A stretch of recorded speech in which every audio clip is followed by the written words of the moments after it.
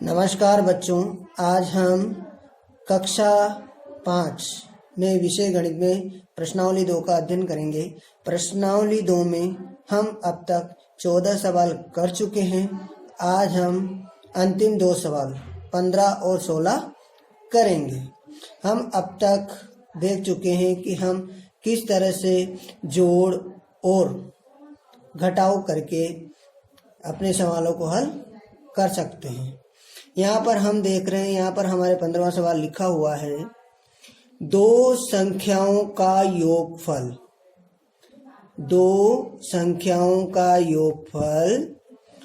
9732 है। एक संख्या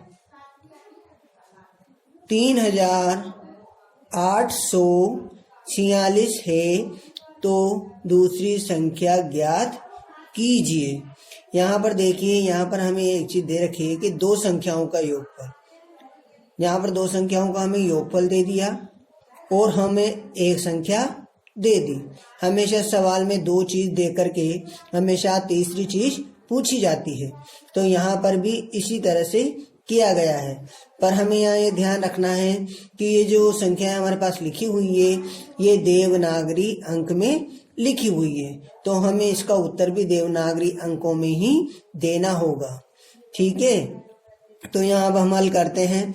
हल में देखते हैं, हमने पहले लिखा दो संख्याओं का योगफल, क्योंकि दो संख्याएं दे रखी है, दो संख्याओं को जोड़ करके ही योगफल बना है। तो यहाँ पर हम देख रहे हैं दो संख्याओं का योगफल कितना है, 9732।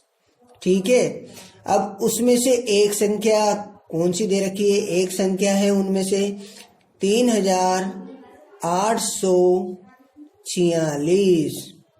अब तो दूसरी संख्या क्या होगी? तो दूसरी संख्या ज्ञात करने के लिए हमें क्या करना होगा? दूसरी संख्या ज्ञात करने के लिए हमें इसको घटाना होगा, यानी कि योगफल में से जब हम एक संख्या को घटाते हैं तो हमारे पास दूसरी संख्या आ जाती है। ठीक है ना। और हमारे सवाल को अगर हमें चेक भी करना है तो हम जो पहली संख्या हमें दे रखी है और घटाने के बाद योगफल में से जो दूसरी संख्या आई है, यदि उन दोनों का जोड़ एक ही आता है, अर्थात उन दोनों संख्याओं का जोड़ या योगफल अगर हमारी जिसमें से हमने पहले एक संख्या को घटाया था अगर वही आता है, तो इसका मतलब ये है कि हमारा सवाल सही है। तो यहाँ से हम अब घटाना शुरू करते हैं। इकाई के अंक से शुरू करते हैं। हमेशा हम इकाई का अंक देखते हैं। यहाँ पर इकाई का अंक है हमारे नीचे की तरफ 6 और ऊपर की तरफ 2। तो जैसा कि आप जानते हो कि 6 को 2 में से नहीं घटा सकते, तो आगे वाली संख्या से हम लोग क्या करते हैं? आगे वाली संख्या से हम लोग हासिल उधार लेते हैं। तो यहाँ पर हमने इससे हासिल उधार लिया, तो हासिल उधार लेते हैं। हमारे पास संख्या कितनी हो गई? 12। कितनी हो गई? 12। अब 12 में से कितने घटाने हैं हमें? 6। तो 12 में से 6 घटाए तो हमारे पास कितने शेष रहे? 6। अगली संख्या पर चलते हैं हम। अगली संख्या में नीचे 4 है और ऊपर कितने रह गए? 2, क्योंकि यहाँ पहले 3 थे तो एक हासिल पीछे वाले को दे दी, तो यहाँ पर कितने शेष रह गए? 2। अब हमें क्या करना है? 2 में से क्या घटाने हैं? 4, जो कि हम नहीं घटा सकते, इसलिए आगे वाली संख्या से क्या लेंगे? एक हासिल उधार ले लेंगे। और एक हासिल उधार लेते हैं। हमारे पास यहाँ संख्या कितनी हो गई अब? 12। और 12 में से कितने घटाने हैं हमें? 4। तो 12 में से 4 घटाए तो कितने शेष रहे हमारे पास? 8। इसी तरह से हम तीसरी संख्या की तरफ चलते हैं। हम नीचे कितने हैं? 8 और ऊपर कितने हैं? 6 क्यों है? क्योंकि 6 इसलिए है क्योंकि हमने एक हासिल पहले इसको दे दिया था, तो यहाँ शेष कितना रह गया था हमारे पास? 6। तो 6 रह गए। अब 6 में से 8 को हम नहीं घटा सकते, इसलिए हम क्या लेंगे? एक हासिल आगे वाले से उधार लेंगे। और हासिल वाले आगे वाले से हासिल उधार लेते ही यहाँ हमारे पास कितनी संख्या हो गई? 16। और 16 में से 8 घटाए तो 8। अब यहाँ पर कितने शेष रह गए? यहाँ 9 थे, एक हासिल उसे दे दिया तो 8 रह गए। अब 8 में से कितने घटाने हमें? 3। तो 8 में से 3 घटाने, तो 8 में से 3 घटाए तो कितने शेष रहे? 5। तो इस प्रकार हमारी यदि एक संख्या 3846 है तो दूसरी संख्या होगी हमारी 5886। ठीक है, ये हमारा सवाल हुआ। अब इसी में हम आगे 16वें नंबर का सवाल देखते हैं। 16वें नंबर के सवाल में भी साफ लिखा हुआ है, देख रहे हैं हम यहाँ। 3 पर्दे सिलवाने के लिए 125 मीटर कपड़े की आवश्यकता है और 5 शामियानों के लिए 286 मीटर कपड़े की आवश्यकता है।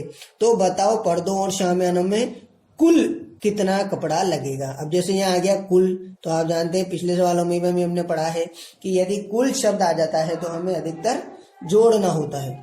तो यहाँ पर हम क्या करेंगे, इन दोनों संख्याओं को जोड़ेंगे और जोड़ करके हम हल लिखेंगे। तो यहाँ पर हल देख रहे हैं हम। 3 पर्दे सिलवाने के लिए कपड़े की आवश्यकता, कितने कपड़े की आवश्यकता थी? 125 मीटर। 5 शामियानों के लिए कपड़े की आवश्यकता कितनी थी? 286 मीटर। अब हमें दोनों चीजें ही सिलवानी है, तो दोनों चीजों को सिलवाने के लिए कितने कपड़े की आवश्यकता होगी? तो हम क्या करेंगे, हमने यहाँ काय का निशान लगा दिया, जोड़ का। तो यहाँ पर हम दोनों संख्याओं को जोड़ेंगे तो हमें ये पता चल जाएगा कि दोनों चीजों को सिलवाने के लिए हमें कितने कपड़े की आवश्यकता होगी। तो यहाँ पर हम जोड़ना शुरू करते हैं, इकाई के अंक से जोड़ना शुरू करते हैं। तो 6 और 5 कितने हो गए? 11। 11 का इकाई का अंक 1 नीचे और दूसरा अंक दाएगा हासिल के लिए ऊपर, तो यहाँ पर ऊपर चला गया। ठीक है, अब इधर जोड़ते हैं हम। तो इधर है हमारे 8 और 2 10, 10 और 1 11 है। 11 का 1 हासिल का 1, उसके बाद 2 और 1 3 और 1 4, यानी कि पर्दों एवं शामियानों में कुल जो कपड़ा हमारा लगेगा वो लगेगा 411 मीटर कपड़ा लगेगा। आपको अपनी अभ्यास पुस्तिका में ये दोनों ही सवाल करने हैं। आज के लिए इतना ही। अगले वीडियो में हम प्रश्नावली 3 का अध्ययन करेंगे। धन्यवाद।